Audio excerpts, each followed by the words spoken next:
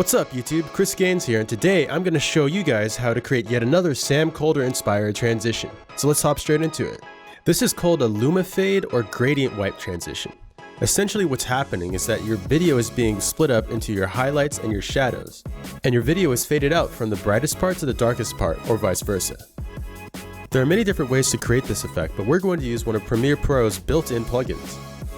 Alright, so I've got my new sequence laid out and I have my cuts exactly where I want them. The first thing I want to do is overlap these cuts so that we have enough space for the transition to occur. So I can simply drag these out. And now what we're going to do is go over to our Effects tab and search for Gradient. Drag the Gradient Wipe tab onto the top clip of your first transition. Then go to your Effects controls, and now let's modify these and animate them. Transition completion determines how much the effect is being applied. Transition softness essentially feathers the edges of the highlights and the shadows as they fade out. And the gradient layer determines which video track is actually pulling the highlights and the shadows. You can use gradient placement in a case where your videos are not of the same size and you need to extend the gradient past and say a scaled down image. And you can invert the gradient, as in invert whether the highlights or the shadows come out first, by using this right here. The first is that if you hold Control while scrolling up and down on a value, you can make it move in finer increments. And secondly, as you can see right now, this transition completion is an on-off switch. That's not what we want. The reason is that this clip is slowed down to 20% of its original speed. That means that it's not pulling the gradient from the correct place.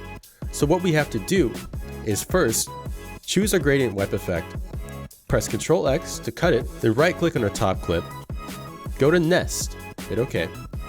Then select that new sequence and press Ctrl V to repaste the gradient wipe effect.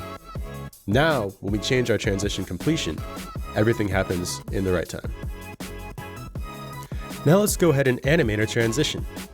Go to the beginning of where you want the transition to start, and go to transition completion and click the stopwatch icon.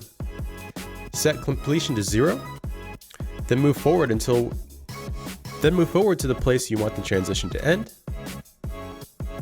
and set completion to 100. When we play that back, we have our transition. Now, I personally think this would look better if the gradient was inverted, so I'm going to invert it by clicking right here. When we play that back, you get a nice transition. Lastly, let's turn up the transition softness for added effect.